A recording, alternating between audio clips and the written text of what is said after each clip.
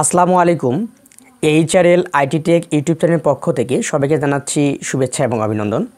আজকের ভিডিওতে আমরা ভয়েসিংয়ের মাধ্যমে কিভাবে ইংলিশ লিখতে পারি এই শর্টের মাধ্যমে শিখব।